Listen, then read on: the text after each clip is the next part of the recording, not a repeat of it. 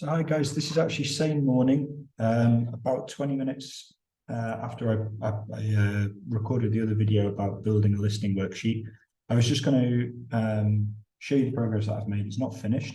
It's been fairly straightforward, and I just wanted to take you through some of the activities and show you how I'm going to take apart a transcript, little strategies that I have learned from others or I've come up with myself to to really dig down deep into a single activity, or excuse me, a single resource, a single text as the foundation upon which I build a lesson, a series of lessons.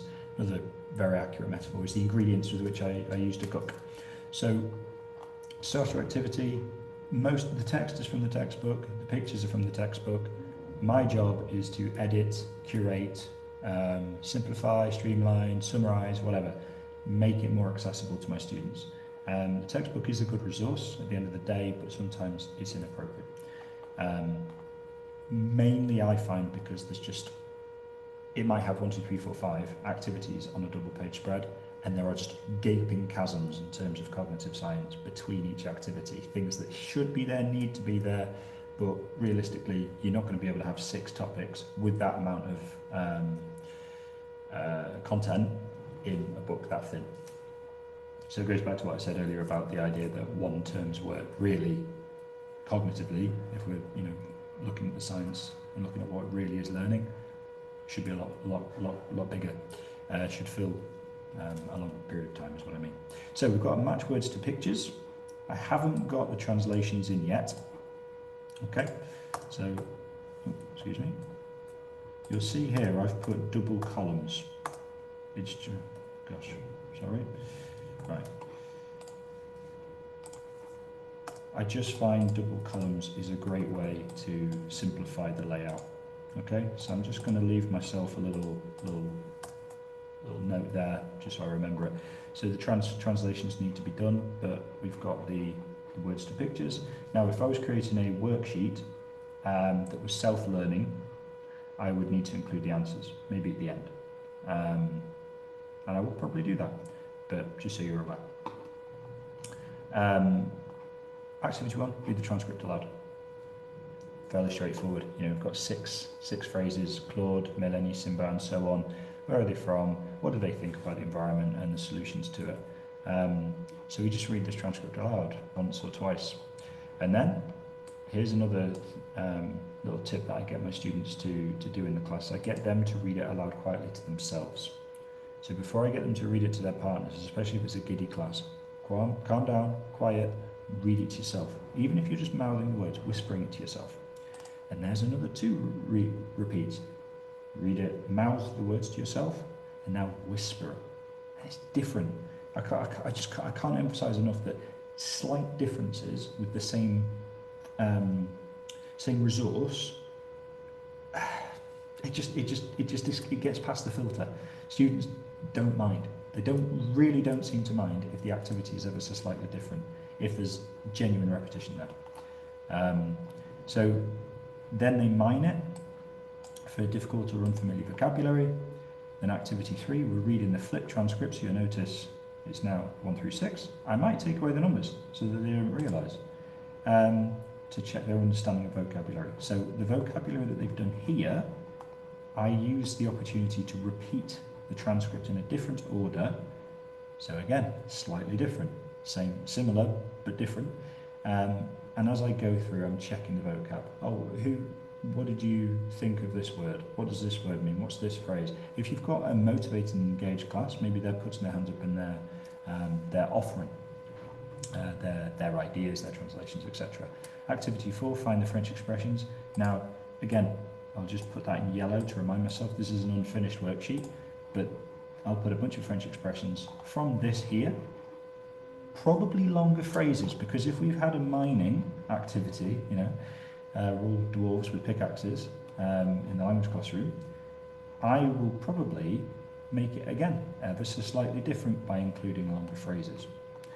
Then I'll reread the transcript 1 sentence at a time, where basically we've already imagined that there's expressions there that I've already put in, And I will say, okay, in that chunk from Melanie or Simba, which expression was in that sentence?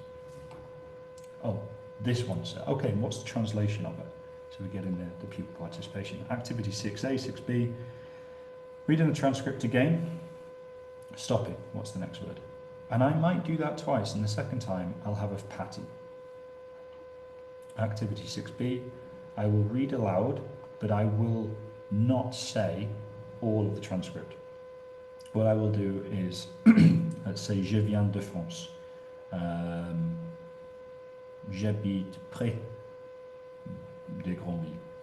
Okay, what are the two things that I've added in? What was incorrect in Bernadette's sentence? Oh, so it was j'habite instead of je viens de, and you said j'habite près de instead of loin de. Oh, fantastic, brilliant, well done. So just giving them an opportunity to read aloud, and it's active listening, it's active reading, because they're having to do something with the text as they're listening to it, rather than just passively letting it, passively engaging. So we'd have those two. Highlight the verbs, highlight the nouns, highlight the something. Don't know yet, that's up to you. Maybe it's a specific grammar point, like on doit, il faut. Highlight the infinitives, I don't know. It's totally up to you. At this point, you might have identified something that the class really struggles with, at which point, sack off the verbs and the nouns, focus on that specific point. And here, you might even use the opportunity to slightly edit the transcript, to have a second text, which maybe has different examples of the same point you're trying to teach. Activity 8, to find the synonym. Again, I haven't put the synonyms in yet, so I'm just highlighting that in yellow for me to remember. But find the synonyms, and they might just highlight that in the text rather than needing to write the translation. Activity 9, spot the differences. Again, we've still got the same transcript here. We've got half in this box. It goes across 2 pages, but so you're aware that's one text, and we've got another text here. What's in yellow? I haven't changed it yet.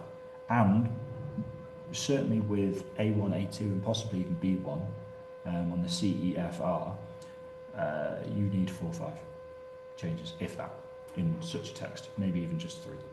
And that's why I put the 1, 2, 3. There'll be different differences in each one. Activity 10, teacher dictation. Now we've got a gap fill. Again, this has not been gap filled yet, but I will remove certain words. I'll just create some gaps. Now, I might be teaching you to suck eggs here, but if you just underscore a few times, go back, Control C, I've copied that. All I need to do now is go in, remove encourager, Control V, and I've got my my gap. You don't need to go through delete. You don't need to do that. Just save yourself time. Create the underscore, copy and paste it, and it just makes your job so much easier. You can just go through the text and either do it randomly, or what you can also do, I've mentioned this before, is you can copy that into a new Word document. Control F, drop down menu, replace all. You can remove letters, you can remove entire words that are very repetitive, so for instance like e, and just practice your connectives. There really is the world's your oyster there. Whatever, however broad the French language is, you could pick one component and you could remove it fairly quickly with the assistance of software. Yes. Now we've got 2 activity 11s. Great. Now, activity 12 there, read the transcript aloud to identify which statements are true, false, or not mentioned. I obviously haven't included anything in there yet. I've also not included any correct statements. Maybe 3 of them are correct, 3 of them are false, and I'd have a bit of verbal dialogue with the pupils to identify A, which ones are correct, and B, which of the false statements, specifically, how could we make them correct? So that look back at the transcript, and like I said, it's 13 activities. 13. Even if you had some red hot, super motivated students that could do each activity in 5 minutes,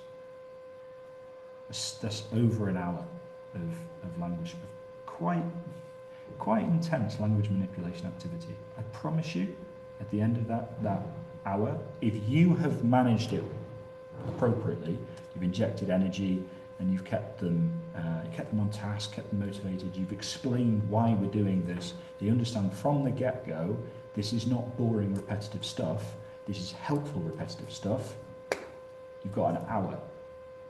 And let's be honest, it's going to take more than 5 minutes per activity. You've got as much as two lessons and homework there, and it's taking me 20 minutes. It'll take me 10 more minutes to do all of the yellow stuff. So there's half an hour of, by the way guys, set yourself an egg timer, a timer online, and maybe even use like some Focus FM music.